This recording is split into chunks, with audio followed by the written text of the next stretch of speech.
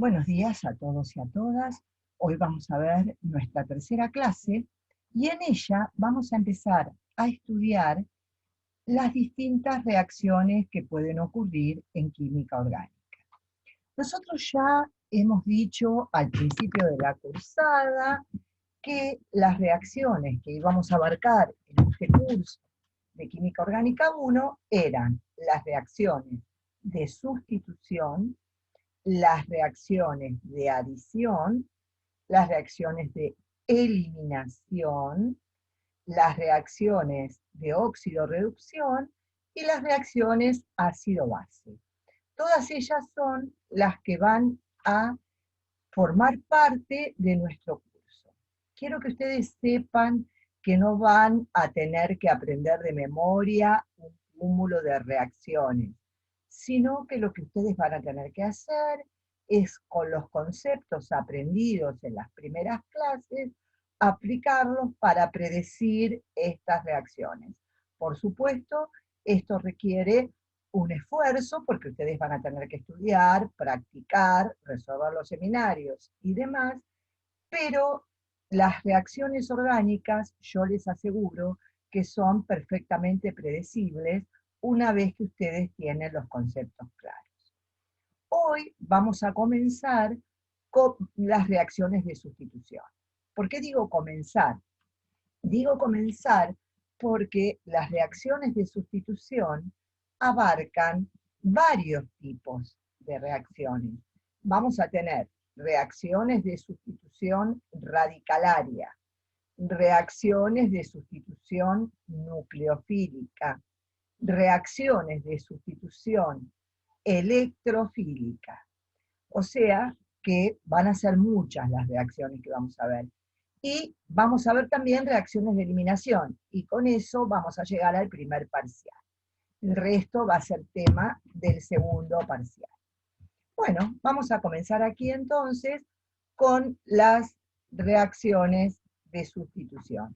Y para ello, yo les voy a pasar las transparencias para seguir un orden simplemente. Fíjense, esta es la clase de reacciones de sustitución.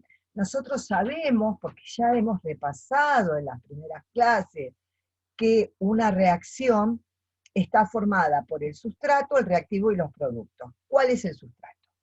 El sustrato es aquella sustancia orgánica que va a ser atacado por otra más pequeña. Esa más pequeña es la que yo voy a llamar reactivo. ¿Estamos de acuerdo? ¿Cómo se transforma la estructura del reactivo en la del producto? Es lo que nosotros vamos a llamar mecanismo de reacción. Estos son los tipos de reacciones orgánicas que ustedes ya los deben conocer, porque los vimos exhaustivamente en la primera parte, ¿verdad? Las reacciones de sustitución, vuelvo a repetir, que es lo que dijimos recién, radicalaria, nucleofilia o electrofílica, las reacciones de adición, que van a ser a dobles o triples enlaces, que también las vamos a dividir en adiciones radicalarias, electrofílicas y nucleofílicas, reacciones de eliminación, de condensación, que son las de adición-eliminación, es tema de orgánica 2, así que esas no las vamos a ver este año. Pero sí vamos a ver las reacciones redox y las reacciones ácido-base. Vamos a empezar por ver ahora exhaustivamente las reacciones de sustitución y vamos a comenzar con la primera de ellas, que es la reacción de sustitución radicalaria.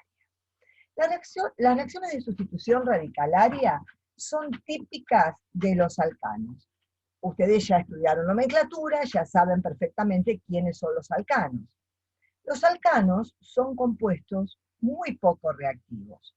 Solo tienen enlaces carbono-carbono o carbono-hidrógeno, que son enlaces muy fuertes, entonces van a tener poca tendencia para reaccionar. Entonces, recuerden que los átomos de carbono-hidrógeno y de carbono-carbono comparten por igual los electrones formando enlaces sigma, por lo que ninguno de los átomos de un alcano va a tener una cierta densidad de carga negativa. Entonces va a ser muy poco probable que ocurran reacciones polares. ¿Qué quiere decir reacciones polares? Las reacciones polares son aquellas donde el reactivo es un nucleófilo o un electrófilo, por ejemplo. Entonces van a ser proclives a sufrir únicamente reacciones radicalarias. Las reacciones de halogenación radicalaria de alcanos ocurren a temperaturas altas o en presencia de luz. La luz, vamos a ver en un ratito, es un catalizador. Sin la temperatura o sin la luz, la reacción no ocurre, o a veces con temperatura y luz. Y se van a sustituir uno o varios átomos de hidrógeno por halógenos. Por ejemplo, la reacción típica de sustitución es el metano más cloro en presencia de calor o de luz, la luz la vamos a significar como HNU, que nos da como resultado el cloruro de metilo más cloruro de hidrógeno. En el caso del bromo, lo mismo. Tenemos, por ejemplo, etano más bromo, con calor o luz, que nos da el bromuro de etilo más el bromuro de hidrógeno. Ahora bien, vamos a ver la manera en que se lleva a cabo esta reacción, dicho de otra manera, cuál es el mecanismo de esta reacción. Y acá hay una cosa que yo les quiero aclarar y quiero que la tengan en cuenta desde acá hasta que termine la cursada. Cuando nosotros hablamos de mecanismos de reacción, en realidad estamos hablando de una propuesta mecanística, porque el mecanismo de una reacción no es algo matemático que yo digo es así y se terminó. No. Proponer un mecanismo significa llevar a cabo diversas pruebas experimentales que me lleven a proponer ese mecanismo.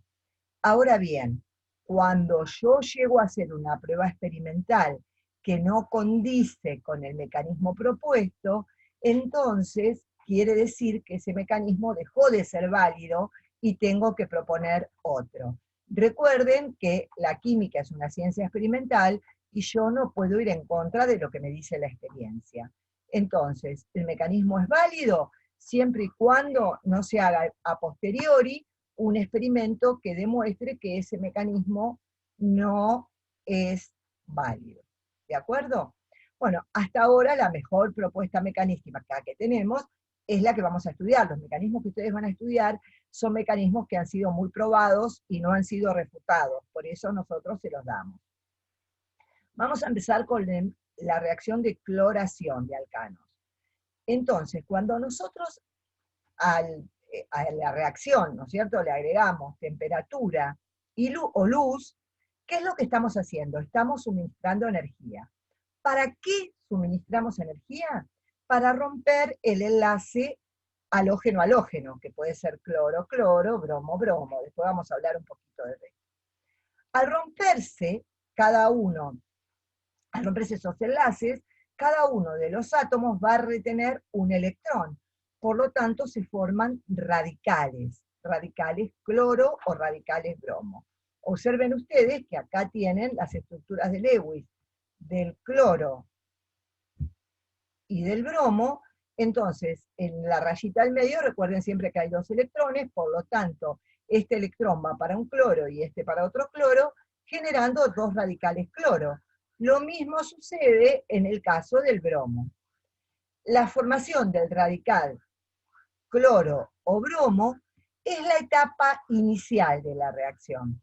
Las reacciones radicalarias tienen la particularidad de ser reacciones en cadena, o sea, van a ocurrir en tres etapas.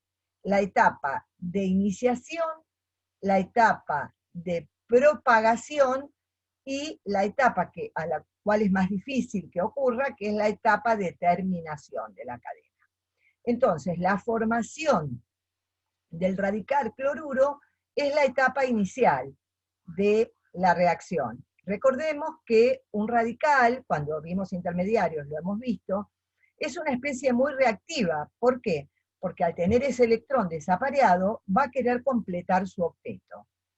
Entonces, ese radical cloro o bromo que se formó en la etapa de iniciación de la cadena, inmediatamente va a reaccionar con el alcano, que en este caso estamos poniendo como ejemplo el metano. Entonces va a extraer un electrón del enlace carbono-hidrógeno, formando cloruro de hidrógeno y radical metilo. Esto ya forma parte de la etapa de propagación de la cadena. Ese radical metilo, que tiene alta reactividad también, ataca nuevamente a una molécula de cloro, formando el cloruro de metilo y el radical cloro. Observen que en los pasos de propagación volvió a formarse el radical cloro.